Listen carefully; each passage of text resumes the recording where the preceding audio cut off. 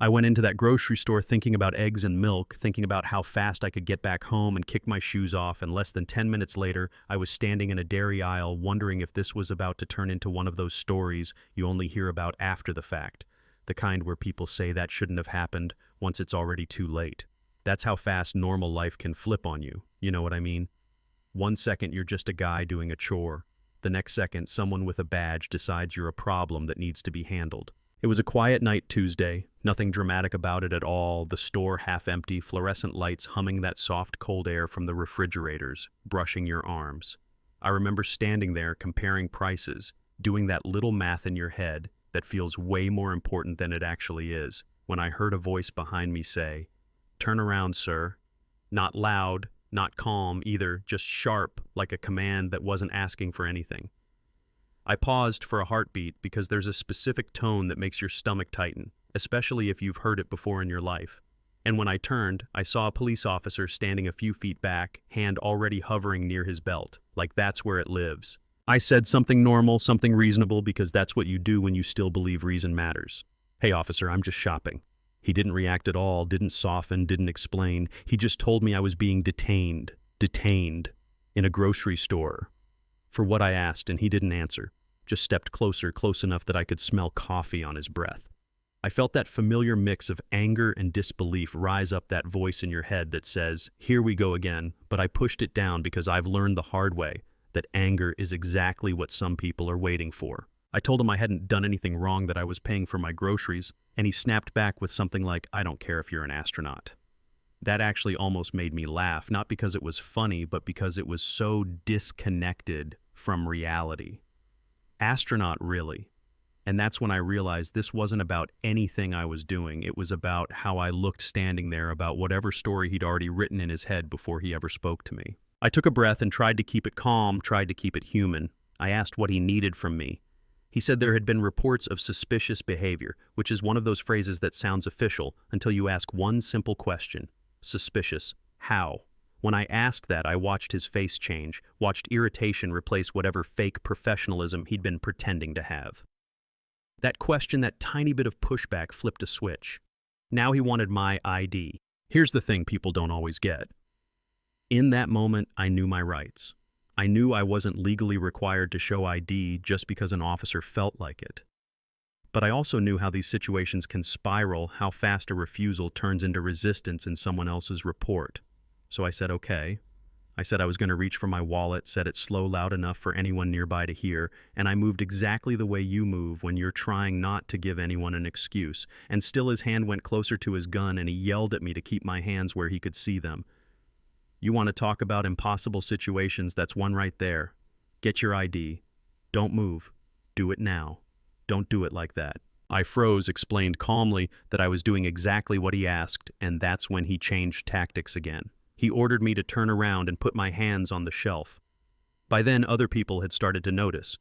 You can feel it when a space changes like that, when the air shifts. I saw a couple at the end of the aisle slow their cart. I saw an older woman stop, her eyes flicking between me and the officer like she couldn't quite believe what she was seeing. And I heard it, that soft, unmistakable sound of a phone camera starting to record. I asked why I was being searched, what crime I was accused of, and he didn't answer. Just repeated the order louder this time. I remember thinking, this is the crossroads everyone talks about. You comply and swallow it, or you resist and risk everything blowing up. So I did what felt like the only option left. I turned, put my hands on the cold metal shelf, and I said clearly for every camera and every person there, I am not consenting to this search. I am complying under protest. He searched me rough, not professional, not quick, like he was trying to punish me for existing in front of him. I stayed still, focused on breathing, because even though I'd been trained to react to threats, I knew reacting here would only make things worse. He found nothing. Of course he found nothing. Key's phone, a folded grocery list. That should have been the end. It wasn't. He grabbed my arm and spun me around hard enough that the basket banged against the shelf and yogurt cups started tumbling to the floor. Then he shoved me. I hit the shelf with my shoulder hard enough that my head snapped back and I heard people gasp. I didn't raise my hands, didn't push back. I just asked, "Am I free to go now?" And that seemed to make him angrier, like my calm was an insult. He said something about respect, about people like me needing to learn our place, and that's when the older woman stepped forward and told him to stop. Told him this wasn't right. He snapped at her to mind her business, but she didn't leave. She raised her phone higher instead. The couple did too. Someone else said they were calling the police. Yeah, that happened, calling the police on the police right there in a grocery store aisle. A manager finally showed up, a guy who looked like he'd seen a lot of retail chaos, but nothing like this. He asked what was going on, and the officer immediately launched into a story, talking fast, saying I was suspicious that I'd refused to cooperate, that I reached for something. I stayed quiet. I didn't need to argue because the woman interrupted him and said he was lying, that she'd seen everything. The couple backed her up. Phones were everywhere now. The manager mentioned security cameras, multiple angles, clear audio, and you could see it on the officer's face, that flicker of realization that this wasn't going to disappear. Suddenly his tone changed. Suddenly I was free to go. Just like that. Minutes earlier I was a threat, now I was an inconvenience he wanted gone. I didn't move. I asked for his name and badge number. He hesitated, mumbled it too fast, and I asked him to repeat it slower. He did through clenched teeth, and everyone recorded it. The manager then did something I didn't expect. He looked at me and said loud and clear that I was welcome in his store, that I hadn't done anything wrong, and that the footage would be preserved for any investigation. In that moment, the balance shifted. The officer didn't have control anymore. Later that night, I went and got my injuries documented. Not because they were severe, but because I knew how these stories get twisted once the adrenaline fades. By the next morning, the videos were online. By that afternoon, they were everywhere. People were sharing them with captions full of anger and disbelief, and then the part that really set things on fire came out. I wasn't just some random guy. I was active-duty military, someone who had spent years serving a country that apparently couldn't protect me while I bought groceries.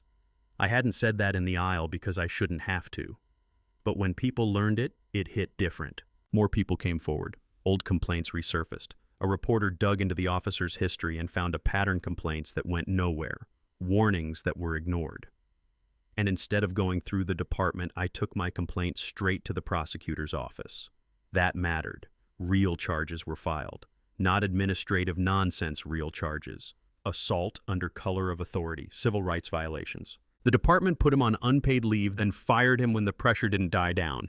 At trial, the videos did all the talking. Witnesses testified.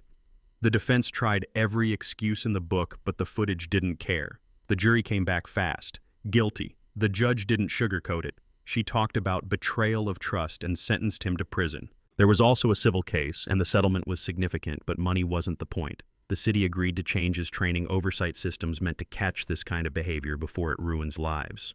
Whether those changes stick is another question, and that's part of the discomfort here.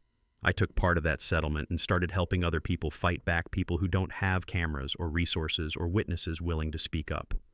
Because here's the truth that still sits heavy with me. The system didn't suddenly become just that night. It worked because regular people decided not to look away, because a manager chose to preserve footage because phones were out. So here's what I want to ask you. Do you think justice happened because the system worked the way it's supposed to, or because ordinary people forced it to work? And what happens to the person who doesn't have clear video, who doesn't have witnesses, who doesn't have the ability to push back? Drop your thoughts in the comments. Tell me what you've seen, what you believe, whether you've ever been in a moment like that, and what you did. If this story made you feel something, hit like so more people see it. Subscribe if you want to hear more real stories like this. And most importantly, remember this, the next time you see something that feels wrong. Sometimes the difference between another quiet injustice